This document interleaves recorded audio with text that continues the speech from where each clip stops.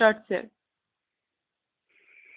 My dear friends, today I am going to deal with uh, the representation of collective guilt in A Tale of Two Cities.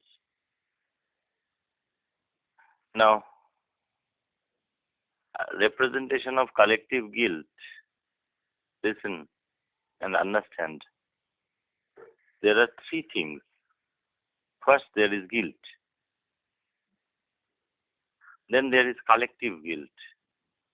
Then there is its representation in A Tale of Two Cities. Now, we know that guilt is something when the concept of guilt is inextricably linked with our sense of right and wrong. As such, this is at once absolutist and relativist. There are certain things and issues that are considered to be universally good or universally bad. Similarly, there are certain other issues that are considered good or bad on the basis of the cultural assumptions and normativity of a particular time or place, a particular race or nation. So that is how guilt can at once be universal and local,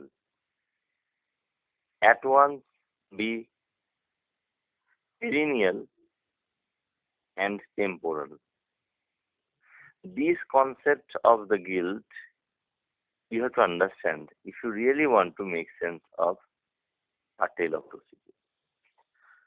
Now, A Tale of Two Cities, as we all know, is about a great epoch, the later part of the 18th century. We all know that the later part of the 18th century was important for various reasons. Obviously, there was the American independence, the French Revolution, the rise of Napoleon, and the League of Resistance that was formed to check the advance of Napoleon. Ultimately, the Napoleonic Wars went up to the first decade of the 19th century also. So obviously, time-wise, temporally, this is about the later part of the 18th century. As we have already discussed, the plot time, the narrated time is from 1775 to somewhere in or about 1790. Okay, and so far as the spatial dimensions of this particular novel is concerned, as the title suggests, it is a tale of two cities, London and Paris. So by extension, it is a tale of two nations, England and France. So any concept, any consideration of guilt has to be pinned down to the time and place. But at the same time, there are certain universal human values that, when upheld, gives us virtues, and when crushed or trampled, gives us guilt and crime and sin and vice. So, when we talk about collective guilt, we have to understand that individual guilt of a person is often unique to a particular individual. But in some ways or the other, it is related to its perpetrator's class, social or economic position, intellectual acquirements, and thereby any guilt, even though springing from individual motives, are indicative oftentimes of the collective propensities of a particular class or nation or any kind of a gregarious formation. And when we talk about the representation of any collective guilt, we have to understand that the representation of any guilt is first and foremost consequent upon the consideration of an action or certain actions as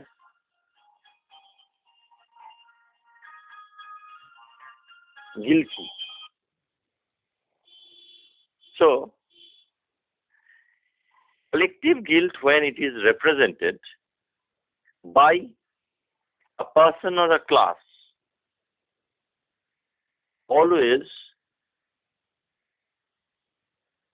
stems from ideological considerations of the author, the narrator, or the representer of any sort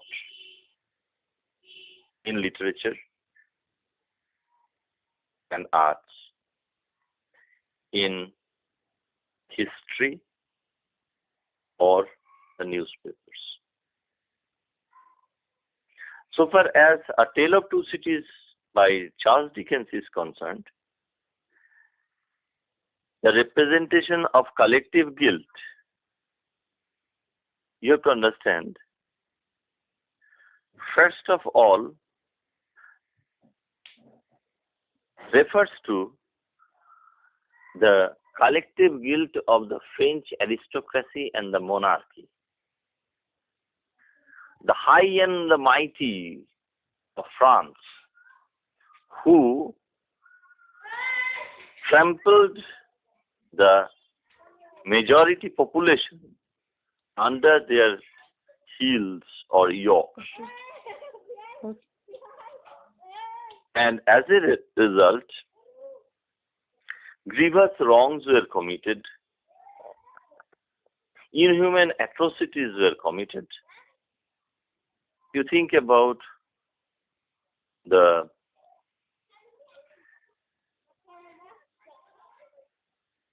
almost brutally indifferent killing of a child, of an infant, when it is crushed under the wheels of the carriage of Moshe. Remember? And when the aggrieved parent tries to protest, some coins are flung to him, as if any small coin can repay the grief-stricken parents for the loss of their infant. Similarly, we can refer to the molestation of the peasant girl and the brutal killing of her brother by the Evermond brothers, the imprisonment of the well-meaning Dr. Manette at the behest of those Evermond brothers, the rude inhuman cruelty perpetrated against the majority population by the upper classes in France.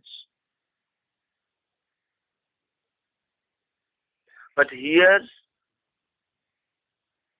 the discussion of the collective guilt as represented by Dickens in A Tale of Two Cities should not stop. Because as it is true that the revolution of any kind is motivated by the desire to redress the grievous wrongs, the collective guilt of a particular class by other social formations. So, the irrational bloodbath, the summary execution at the guillotine of all and sundry by the bloodthirsty mobs of Paris and the other communes of France during and immediately after the French Revolution is also indicative of another kind of collective guilt. You can very easily think about the seamstress who attend for execution in the Tamril along with Sidney Carton. That girl recognizes Sidney Carton but does not reveal the imposture. Because Sidney Carton has already substituted himself for Charles Darnay, whom he has sent back to England in safety. So what I really want to say is, the seamstress's comments are very, very indicative. She says, I am happy to die if it benefits the revolution. But I am so poor and so insignificant. And I am not very courageous. Will you let me hold your hand because you are so brave? So in a way, the collective guilt is not confined to the aristocrats. In ethics, in law, it is often said that one crime does not condone another. The basic assumption governing the concept of justice is that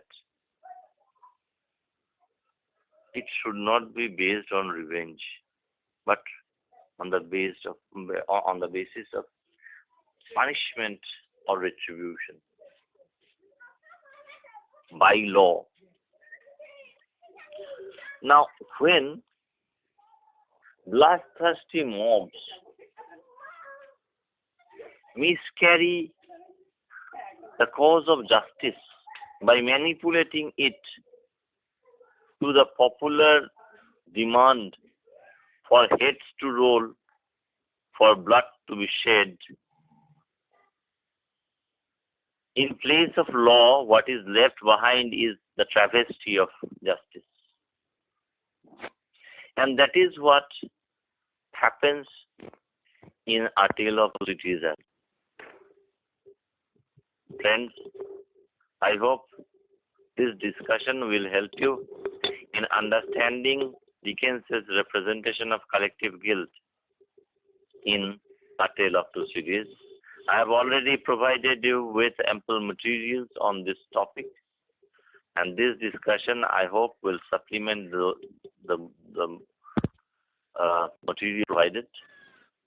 And of course, you are free and welcome to ask any question or to raise any doubt that you may have while going through materials or listening to this discussion.